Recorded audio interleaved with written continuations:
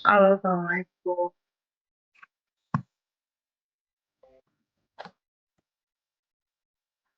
Halo, Assalamualaikum. Maaf, Waalaikumsalam. maaf saya ini di HP. Kenapa ya di laptop kok nggak bisa ya? Selamat siang, Bu. Selamat siang, maaf ya. Ya, Bu, Oke, baik, saya akan mulai webinarnya. Selamat siang, Bapak, Ibu, dan rekan-rekan sekalian. Selamat datang di acara webinar Publish Paper Dissemination dengan tema Ketahanan Bencana dan Iklim yang diselenggarakan oleh IAS, Institute for Advanced Science, Social and Sustainable Future. Perkenalkan, saya Widi. Saya akan memandu jalannya webinar pada siang hari ini. Bagi Bapak Ibu yang belum familiar, IAS adalah lembaga yang aktif dalam mendorong pengembangan ilmu pengetahuan melalui berbagai kegiatan, termasuk publikasi jurnal ilmiah, dengan memiliki lebih dari 90 jurnal yang sebagian besar telah terindeks ISSN, Google Scholar, Garuda, dan Crossref, serta akan mendaftar pada Sinta dan Scopus pada tahun 2025 ini, IAS berkomitmen untuk mendukung para akademisi dalam menyebarluaskan hasil penelitian mereka. Baik, pada webinar kali ini kita akan membahas topik yang sangat menarik dan relevan, yaitu ketahanan bencana dan iklim. Acara ini merupakan kesempatan emas bagi kita semua untuk memiliki dan mendalami kajian ilmiah terbaru tentang ketahanan terhadap bencana dan perubahan iklim, serta bagaimana hasil riset dapat diimplementasikan dalam kehidupan nyata. Untuk mengetahui lebih dalam mengenai ketahanan bencana dan iklim, kita akan menghadirkan sumber yang sangat kompeten di bidangnya, yaitu Ibu Indriani Rahman, MS, PhD, yang merupakan peneliti dan dosen di University of Kitayusu di Jepang dan juga Universitas Pakuan. Nah, sebelum kita mulai, mari kita lihat terlebih dahulu agenda webinar pada hari ini. Acara akan diawali dengan opening speech dalam bentuk pemutaran video dari Direktur IAS, yaitu Ibu Nuraini. Kemudian kita akan mendengarkan pemaparan menarik dari Ibu Indriani Rahman. Setelah selesai presentasi, akan dilanjutkan dengan sesi tanya-jawab. Selain itu, kami juga memiliki hadiah voucher gratis untuk penanya terbaik pada sesi tanya-jawab nanti. Jadi pastikan Bapak Ibu peserta untuk aktif bertanya. Sebelum itu, mohon izin mengingatkan kepada rekan-rekan, pastikan kamera aktif selama acara berlangsung, nonaktifkan mikrofon kecuali saat diminta berbicara untuk menghindari gangguan. Jika Anda memiliki pertanyaan, gunakan fitur Slido yang akan di-share linknya pada kolom chat oleh panitia.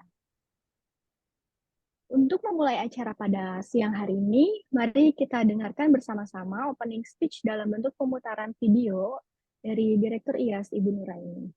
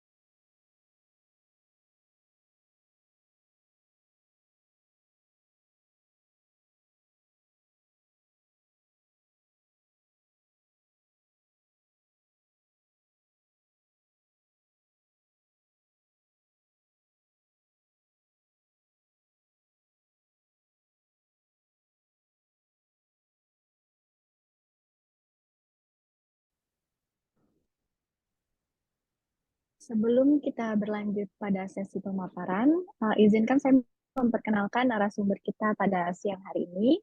Hari ini kita berkesempatan untuk mendengarkan pemaparan dari Ibu Indriani Rahman, MS, PhD, seorang peneliti dan akademisi yang aktif di Matsumoto Laboratory, The University of Kitayusu, Jepang, serta dosen pasca sarjana di Universitas Pakuan, Indonesia.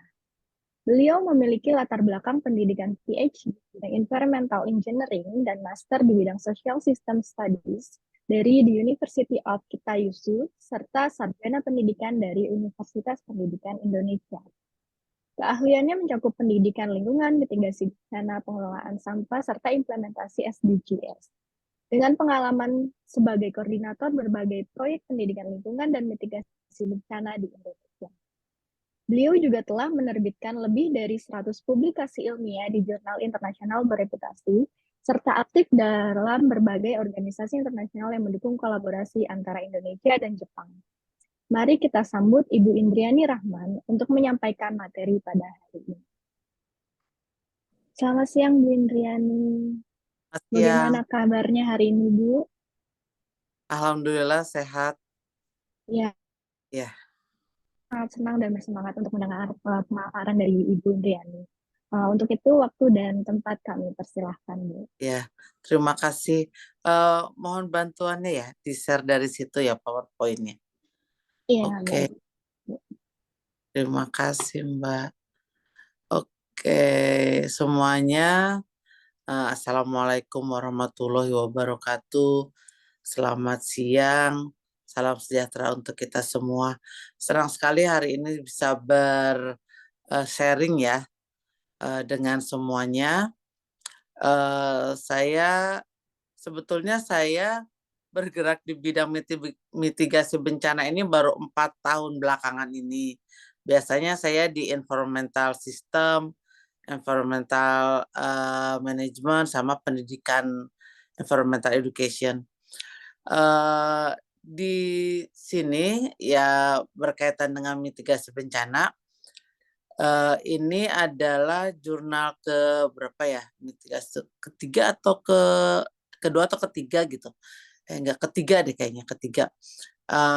Saya mempelajari pertama ya, saya itu tujuan dari penelitian di bidang mitigasi bencana ini, seperti kita tahu Jepang dan Indonesia itu termasuk negara yang banyak sekali bencana air ya, apa ya, dulu Jepang yang terkenal banyak bencana, tapi kemudian berapa tahun terakhir ini setelah ada Aceh, Indonesia juga menjadi negara yang banyak sekali bencana gitu. Kemudian saya mempelajari bagaimana sistem mitigasi bencana di Jepang, kemudian diimplementasikan di Indonesia gitu. Nah, ini adalah uji coba. Oh ya, jadi ya ketika sudah terjadi slide berikutnya, maaf. Oke. Nah, ini pendahuluan dari penelitian saya, karena melihat di Jepang dan di Indonesia itu sama-sama memiliki potensi bencana yang tinggi, banyak memakan korban. Kemudian saya mencoba untuk mempelajari mitigasi bencana di Jepang. Slide berikutnya. Setelah terjadi bencana itu biasanya sering terjadi kerusakan gitu kan. Kerusakan baik secara materi, mental juga gitu. Apalagi ketika terjadi tsunami di Aceh, itu betul-betul sangat memukul kita gitu. Nah, akhir-akhir ini gempa di Cianjur gitu, itu juga menyisakan kerusakan-kerusakan yang sangat fatal gitu. Waktu itu saya datang ke Cianjur, banyak sekolah yang sekolahnya hancur sehingga siswa itu harus belajar di tenda gitu. Tapi ketika terjadi gempa itu untungnya sekolah sudah sedang bubar gitu. Jadi tidak di sekolah gitu. Bisa kita bayangkan kalau ternyata siswa itu sedang sekolah, kemudian gempa, kemudian hancur sekolahannya gitu. Yang tertimpa siswanya juga tertimpa gitu. Waktu saya datang ke sana banyak meja dan kursi itu ikut hancur. Nah, setelah kejadian itu kita harus berpikir apa sih yang harus disiapkan gitu oleh masyarakat. Memang bencana itu hanya Allah yang tahu gitu kan. Tapi setidaknya kita bisa berusaha untuk mengecilkan korban gitu, untuk mengecilkan untuk menekan kerugian misalnya dengan mempersiapkan kalau kita akan menghadapi bencana gitu. Kalau kita akan menghadapi bencana.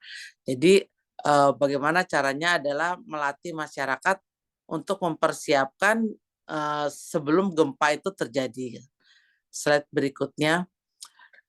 Untuk proyek pertama ini, saya memilih Mataram dengan berbagai pertimbangan. Kenapa Mataram? Termasuk Mataram adalah kota yang sering sekali dilanda gempa, sering sekali dilanda bencana lainnya seperti Gunung Merapi juga, kemudian banjir, kemudian tanah longsor itu terjadi di Mataram. Akhirnya saya dengan Profesor Murai Sensei, dengan Profesor Murai, dengan Profesor Kodama mencari dana untuk penelitian uji coba mitigasi bencana ini di Mataram.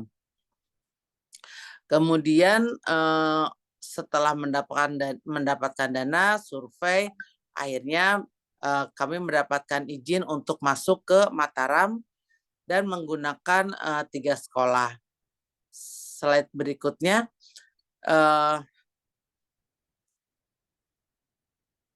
Slide berikutnya ya, oke. Nah, desain riset ini menggunakan 3 sekolah. Ini adalah dipilih oleh Departemen Pendidikan. Sebentar.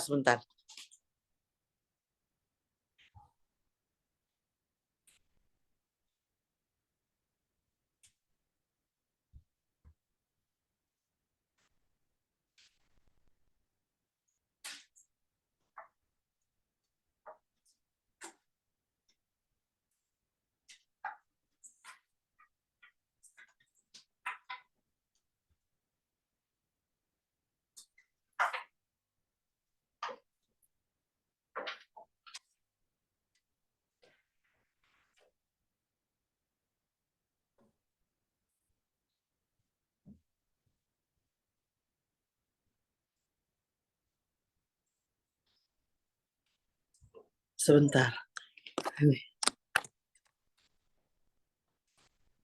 Baterainya sedikit.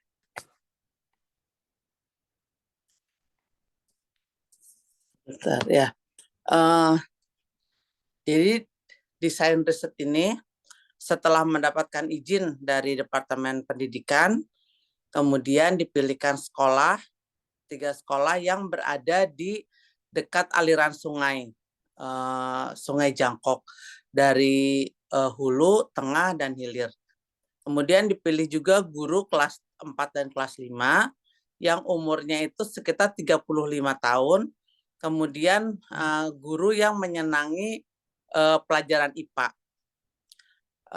Itu akhirnya kita bisa mendapatkan 6 guru dari Mataram, kemudian dipilih juga 1 guru dari Malang, kemudian dikirim juga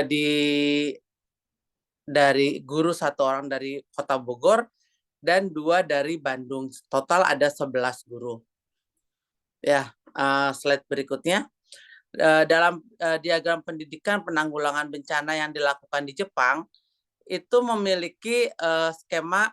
Mereka itu pertama menjelajahi lingkungan, kemudian latihan bencana, kemudian mempelajari tentang emergency bag, kemudian membuat alat makan ketika berada di tempat evakuasi, kemudian membuat media pembelajaran untuk menyampaikan tentang bagaimana kita bisa terhindar dari bencana. Nah, skema ini kita ajarkan untuk guru-guru di guru-guru yang dari Indonesia, kita ajak kita Kyushu ke Jepang untuk mempelajari yang tadi, yang 5 item tadi.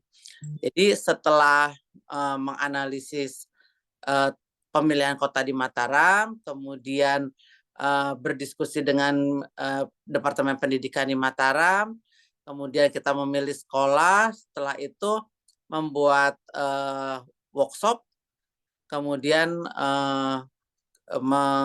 workshop dengan Zoom itu selama 6 bulan, kemudian membawa guru training ke kita Kyushu, kemudian di training di sini, gurunya pulang ke Indonesia, kemudian diuji coba apa yang sudah guru-guru itu dapatkan. Jadi 11 guru ya yang uji cobanya. Oke, slide berikutnya. Jadi kan tadi ada 5 item. Mereka melakukan macitangkeng. Macitangkeng itu pemetaan. Di simulasi programnya macitangkeng itu artinya pemetaan, membuat hazard map, menemukan ada apa aja di lingkungan sekitar mereka gitu, di mana tempat untuk evakuasi, di mana tempat berbahaya, di mana tempat tempat di mana pernah terjadi bencana yang memakan korban gitu. Nah, kemudian setelah macitangkeng, guru juga diajarkan untuk latihan namanya Hinang Kunren, latihan untuk menghadapi bencana. Waktu itu kita fokus di gempa. Jadi ketika ada gempa, SOP-nya itu seperti apa gitu. Nah, itu semua diajarkan ke guru tersebut. Kemudian setelah pulang ke Indonesia, ya berikutnya mereka uji coba di sekolah masing-masing. Setelah diuji coba, dievaluasi dengan riset program ini, evaluasi of the research program, slide nomor 10.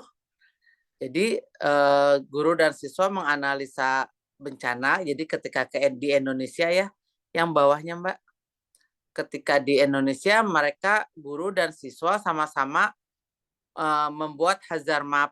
Kemudian mereka juga sama-sama dengan siswa mendesain Kamishibai. Kamishibai itu kartu bergambar untuk mengajarkan tentang mitigasi bencana. Itu semua dilakukan. Ya, slide berikutnya. Dari hasil uji coba tersebut, saya mengambil data dari guru yang sudah membuat Kamishibai. Kamishibai itu yang tadi ya, story card.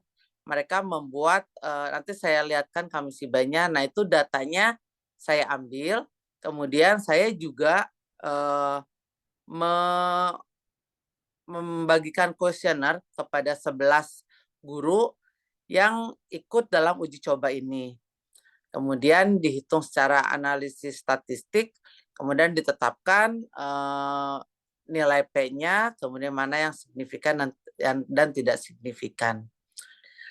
Untuk analisis yang merupakan narasi, saya menggunakan text mining. Ya, berikutnya. Jadi metode dalam penelitian ini pertama pertanyaan untuk profil responden, kemudian pertanyaan mengenai pengalaman pernah menghadapi bencana atau tidak, kemudian pertanyaan mengenai knowledge, behavior, dan attitude, before dan after, kemudian menganalisis bibliometrik dari narasi Kamishibai, dari story card tadi ya.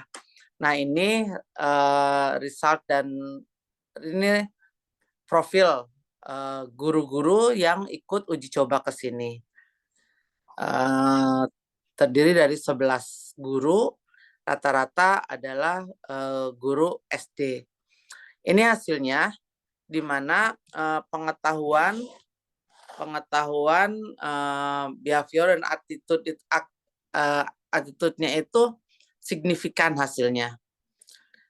Ini secara rinci hasil hitungan sebelum dan sesudah hampir semuanya signifikan, tapi bagian behavior ada 2 pertanyaan tidak signifikan.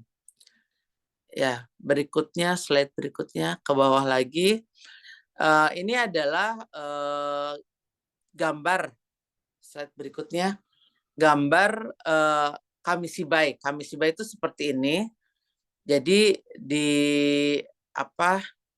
digambar 5 gambar, kemudian gambar ini diberikan kepada siswa, kemudian narasinya kita masukkan ke bibliometrik. Dari hasil gambar yang dilakukan dari hasil gambar Kamishibai yang dikerjakan oleh guru, kita mendapatkan banyak kata gempa bumi. Jadi gempa bumi itu adalah topik yang paling menarik dalam mitigasi bencana ini. Kemudian banjir juga nomor 2 menariknya. Dari hasil analisis ini tas darurat juga itu keluar ya, emergency bug. Kemudian panik, di situ jangan panik, itu kata itu banyak keluar. Ya, berikutnya. Kemudian sebelum diadakan pelatihan ini, rata-rata masyarakat di Mataram itu mereka ketika ada gempa itu hampir semuanya berlari keluar rumah. Jadi mereka belum mempelajari tentang bagaimana mitigasi bencana itu gitu. Bagaimana SOP-nya ketika gempa itu terjadi gitu.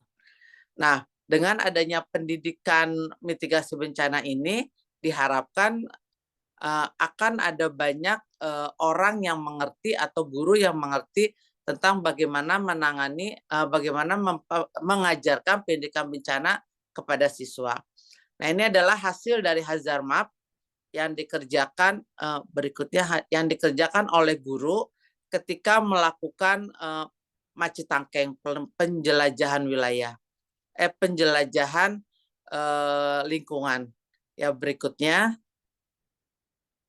Nah, ini adalah gambar Kamishibai yang dikerjakan oleh salah satu guru untuk mengajarkan kepada siswa kalau misalnya ada terjadi bencana gempa, mereka itu jangan langsung panik, tapi masuk ke dalam meja gitu, ke bawah meja itu SOP yang biasa dilakukan di Jepang. Nah, ini mulai diperkenalkan di Indonesia seperti ini gitu. Jadi jangan panik, kemudian keluar dengan tenang. Berikutnya kalau misalnya ada banjir, kita harus seperti apa gitu. Ya, gambar berikutnya. Nah, ini juga tentang suara hujan. Jadi ini beberapa contoh Kamishibai. Nah, setelah Kamishibai itu dibuat, kemudian guru menguji cobakannya di sekolah masing-masing. Ya, berikutnya. Jadi dari hasil pelatihan para guru-guru di guru-guru Mataram, Malang, dan Bandung, pelatihan ke Kitakyushu, mereka menjadi tahu bagaimana caranya mengajarkan mitigasi bencana. Ya, kemudian dengan mengajarkan pendidikan lingkungan, pendidikan mitigasi bencana menggunakan Macitangkeng dan Kamishibai itu membuat siswa jadi banyak mengerti apa yang harus dilakukan, SOP-nya seperti apa ketika menghadapi bencana. Oke, nah ini implementasi pelatihan di Indonesia dibuat di sekolah dan ternyata banyak siswa yang merespon, mereka seperti belajar sambil bermain gitu. Jadi tidak yang kaku gitu belajar, tapi menggunakan hazard map mereka bisa mempelajari tentang apa yang harus dilakukan ketika menghadapi bencana. Gitu. Ya, itu implementasinya jadi sekarang guru-guru guru yang sudah diberikan training di Kita Kyusu, mereka kembali ke Indonesia dan memberikan training lagi kepada guru-guru yang lain. Ada sekitar 30 sekolah diimplementasikan ke para guru tersebut. Dan hasilnya 30 guru setelah uji coba, mereka mengatakan bahwa sangat penting gitu pendidikan mitigasi bencana itu, karena Mataram termasuk kota yang sangat beresiko dengan bencana. Ya, ini paparan dari saya. Terima kasih. Mohon maaf atas segala kekurangan. Ya, terima kasih. Baik, terima kasih Bu Indriani atas pemaparan yang telah disampaikan. Selanjutnya kita akan memasuki sesi diskusi dan tanya jawab. Bagi Bapak, Ibu, dan rekan-rekan yang ingin bertanya, silahkan mengajukan pertanyaannya melalui fitur Slido yang akan di-share linknya yang ada di kolom chat. Dan kami akan menyediakan voucher gratis untuk penanya terbaik. Atau mungkin tidak begitu menarik ya, karena memang pendidikan mitigasi bencana itu mungkin belum menjadi belum menjadi kebiasaan di kita mungkin ya. Iya, Bu. Dari pemaparan Ibu sebenarnya ada hal yang menarik yang ingin saya tanyakan juga, Bu, terkait dengan mitigasi di Jepang dan Indonesia. Tadi Ibu kan menyampaikan bahwa Ibu berusaha untuk mengimplementasikan sistem mitigasi yang udah ada di Jepang ke Indonesia. Nah, itu untuk perbedaannya apa sih, Bu, antara sistem yang udah ada di Jepang dan Indonesia, gimana tantangannya di awal saat berusaha untuk menerapkan sistem mitigasi bencana ini di Indonesia? Itu, Bu. Ya, kalau di Jepang, mitigasi bencana itu mereka sudah masuk ke dalam kurikulum. Sudah masuk ke dalam kurikulum sekolah, di mana semua semua sekolah, semua siswa itu diwajibkan untuk ikut dalam pelatihan. Itu sudah masuk. Nah, materi-materinya juga sudah masuk ke dalam bidang studi. Jadi ada 5 bidang studi, misalnya di IPA gitu. Nah, IPA itu menjelaskan tentang kenapa terjadi bencana gitu. Nah, di IPS dijelaskan bagaimana kita menghadapi bencana. Kemudian di pelajaran olahraga, kan karena setiap 1 tahun tuh ada 2 kali atau 3 kali latihan menghadapi bencana ya, misalnya ketika gempa harus gimana, ketika ini harus gimana. Nah, badan itu terbiasa bergerak dan hati itu dikondisikan gitu, jadi nggak panik gitu. Nah, itu bedanya kalau di kita pendidikan mitigasi bencana itu belum sampai situ gitu. Jadi masih kalau misalnya kalau ada bencana, kita cenderung panik gitu. Atau ketika ada gempa kita langsung lari gitu. Nah, terus perbedaannya juga kalau tapi nggak bisa dibandingkan juga ya, karena beda ininya ya. Karena misalnya di Jepang itu banyak bangunan yang dibuat strukturnya itu anti gempa misalnya. Kemudian sistem alarm gempa itu nyambung kemana-mana gitu. Jadi misalnya ketika akan ada gempa itu tuh 10 detik dari akan ada gempa tuh bunyi gitu alarmnya itu. Atau kayak persiapannya bagaimana pemerintah menyiapkan itu berbeda dengan kita gitu. Nah, semoga dengan adanya pendidikan mitigasi bencana, pemerintah bisa lebih aware gitu. Pemerintah bisa lebih menanggapi secara serius gitu, bahwa pendidikan mitigasi bencana itu sesuatu yang sangat penting gitu. Iya betul Bu, apalagi di Indonesia ini kan kepulauan dan banyak banget ya jenis bencana alamnya Iya, yang berbeda-beda tiap wilayah. Baik Bu, iya. selanjutnya mungkin kita akan ke sesi tanya jawab yang sudah ada beberapa pertanyaan di Slido. Baik, kita satu-satu ya Bu pertanyaannya. Yang Iya. pertama, menarik sekali ya Bu, jadi siswa tidak panik jika ada bencana. Apakah penelitian ini akan dikembangkan ke seluruh Indonesia? Hmm. Ya, langsung jawab aja ya. Iya, Iya Bu. eh, sekarang saya kan kemarin di Mataram, dua sekitar 3 tahun di Mataram melakukan penelitian. Kemudian sekarang ini saya pindah eh, ke daerah Bandung, Bogor dan Sukabumi. Nah, ini baru aja pulang guru-gurunya yang telah di training di sini. Ada 8 orang guru yang ikut di training. Jadi untuk tahun depan, untuk tahun ini saya mengambil sekolah di Bandung, Bogor dan Sukabumi.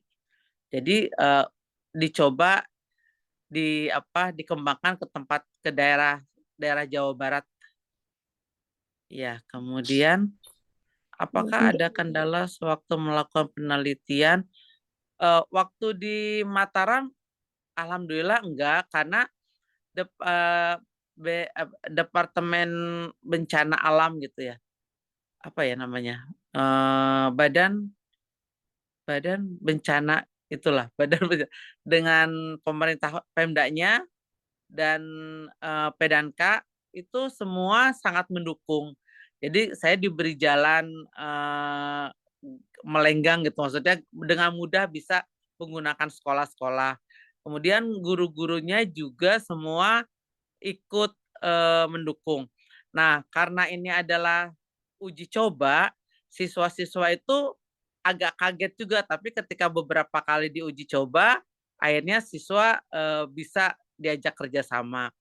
Kemudian didukung juga oleh guru-guru yang lain yang ingin eh, ingin mempelajari mitigasi bencana. Karena itu saya langsung membuat workshop untuk 30 orang guru yang tadi saya bilang dikembangkan ke 30 orang guru tersebut gitu. Jadi tidak ada tidak ada kendala ya. Atau ini kendalanya dimaksudnya kendala apa ya? Kendala melakukan penelitiannya atau kendala kayaknya di Mataram alhamdulillah nggak ada kendala. Terus berikutnya selanjutnya, em, pertanyaan selanjutnya, terima terima kasih kasih. Ya. pemaparannya Bu. Setuju perlu ini menerapkan mitigasi ke kurikulum pendidikan kita. Saya penasaran Hmm. kenapa memilih guru SD, kenapa tidak SMP atau SMA? Ah, karena bidang saya bidang saya itu adalah SD. Jadi saya penelitiannya tentang pendidikan lingkungan SD, kemudian mitigasi bencananya untuk SD, karena bidang saya, kemudian Profesor Kodama dengan Profesor Murai itu bidangnya SD. Nah, di Jepang itu SD adalah eh, dasar dari pendidikan gitu. Jadi semua tuh diperkuatnya tuh di SD gitu. Jadi ngambilnya SD. Itu alasannya. Ya semoga nanti Baik, SMP, SMA juga bisa dikembangkan ya. Karena SMA itu iya, nanti akan menjadi leader ketika ada bencana gitu. ya, baik Ya Bu. berikutnya. Pertanyaan selanjutnya, selamat siang Ibu.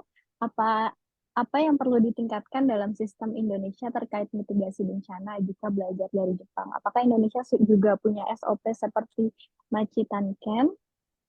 Hmm. Kalau misalnya SOP-nya sudah banyak ya di Indonesia tuh bagaimana menangani bencana, tapi itu yang bergerak di pemerintah pusat ya. Nah, untuk di sekolah-sekolah pelatihan mitigasi bencana itu, pendidikan mitigasi bencana itu belum belum belum mendarah daging gitulah istilahnya. Tapi kalau dari pemerintah itu sudah banyak pelatihan-pelatihan ya, kayak di Mataram itu sudah ada gitu buat ke masyarakat. Tapi pendidikan bencana itu belum masuk ke kurikulum kita gitu. Padahal ini sesuatu yang penting. Jadi sebetulnya tidak perlu merubah kurikulum, tapi memasukkan materi-materi bencana itu ke mata pelajaran gitu. Jadi diintegrasikan ke mata pelajaran. Itu sangat bisa gitu. Seperti Macitangkeng ya, ketika uji coba di Mataram, siswa itu biasa jalan ke daerah tersebut gitu. Tapi dia tidak melihat detail gitu. Oh, ini tuh ternyata kalau banjir kita tuh bisa keseret air, ternyata solokannya nggak ada pembatas. Oh, ini tuh jalannya bolong, kalau misalnya banjir ketutup, kalau kita jalan bisa masuk ke bolong itu gitu. Nah, mereka tidak memperhatikan lingkungan mereka gitu. Makanya dibuat hazard map itu. Jadi mereka tahu, oh ini bahayanya di sini. Oh, kalau gempa yang ini tidak boleh kita dekati karena takut ambruk misalnya.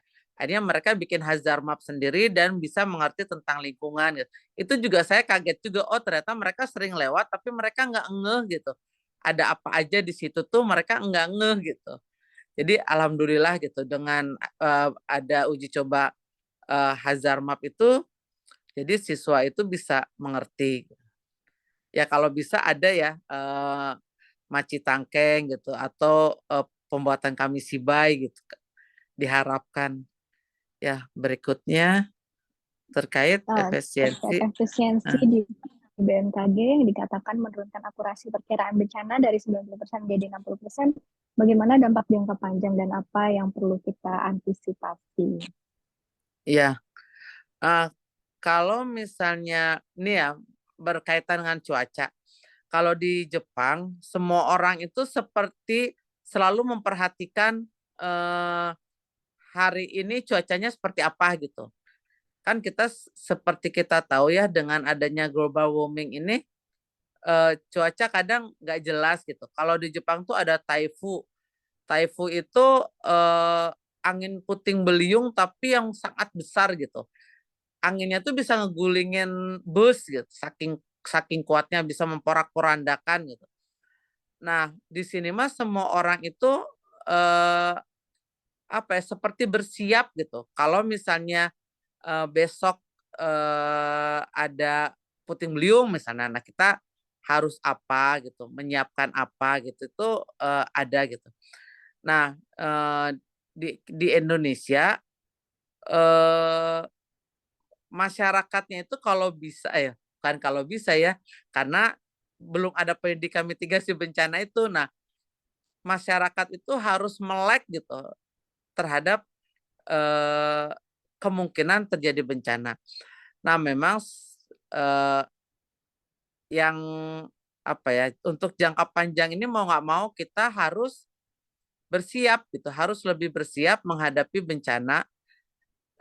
Itu bencana kan ada bencana dari atas dan bencana dari bawah ya kayak gempa misalnya, itu kan bencana-bencana alam tuh kita tidak bisa menghindari gitu. Jadi mau nggak mau kita harus mempersiapkan aja gitu untuk ke jangka panjangnya dan lebih banyak mempersiapkan mental gitu kalau menurut saya. Sama ikutin SOP gitu. Apa ya? Kadang-kadang saya juga pernah berpikir gini, tapi kalau namanya gempa, kita itu pasti langsung panik gitu. Itu mah pasti gitu. Cuman kira-kira apa yang harus kita siapkan ketika evakuasi gitu. Ketika gempa itu kita harus apa gitu. Nah, itu mungkin ya yang harus dilakukan oleh masyarakat Indonesia supaya melek melek supaya banyak mengerti tentang gempa gitu. Tapi saya juga belum banyak juga sih meneliti bagaimana kecenderungan masyarakat Indonesia ketika menghadapi bencana gitu. Ya, Bu, menarik sekali, Bu. Mungkin itu bisa jadi eh, apa rencana-rencana penelitian ke depannya ya, Bu, Iya, biar mitigasi di Indonesia ini jadi lebih baik. Nah, lanjut ke pertanyaan selanjutnya. Mengenai temuan Ibu terkait mitigasi ini, apakah sudah dilakukan audiensi kepada Kementerian Pendidikan untuk dimasukkan ke dalam kurikulum? Sejauh ini belum ke hanya laporan saja kepada pemerintah di Mataram ya, Pemda di Mataram ke Departemen Pendidikannya, diceritakan bahwa betapa pentingnya pendidikan mitigasi bencana ini gitu. Dan semuanya setuju gitu kalau memang sebaiknya dimasukkan terintegrasi dengan mata pelajaran lainnya gitu. Tapi realisasinya belum dimasukkan ke mata pelajaran, belum diintegrasikan ke mata pelajaran. Mungkin ya masih butuh tahapan-tahapan, misalnya membuat buku teksnya gitu, mempersiapkan gurunya, kemudian mempersiapkan apa, kan tidak semudah itu ya uji coba langsung langsung diimplementasikan, tapi harus banyak guru-guru yang kita workshop gitu, kita training, karena mengajarkan pendidikan mitigasi bencana ini butuh apa ya, guru-guru yang juga mengerti gitu. Tapi kalau Departemen Pendidikan setuju gitu kalau ini dimasukkan ke dalam kurikulum. Baik, Ibu. Pertanyaan selanjutnya, bagaimana keberlangsungan penanggulangan bencana dan iklim yang dilakukan oleh peneliti, sementara pemerintah melakukan kerusakan lingkungan yang secara aktif? Eh, Ini pertanyaannya ya, berat ya, Bu. tapi ya jadinya gini, kalau menurut saya kadang kerusakan lingkungan, ekonomi gitu kan, kerusakan lingkungan itu eh, seperti satu kesatuan gitu. Ekonominya naik tapi lingkungannya terkadang diabaikan. Nah ini juga PR buat kita gitu. Eh, tapi kadang ada juga yang bilang penelitian tapi pemerintah mah tetap aja kayak gitu misalnya gitu. Ya udah kalau gitu mah dari kita aja gitu. Jangan apa ya, jangan mengandalkan pemerintah. Apa yang bisa kita lakukan seperti misalnya longsor misalnya. Eh, karena banyak pohon yang ditebang, kemudian berakibat longsor, berakibat ke sedikit berkurangnya air di sungai, kemudian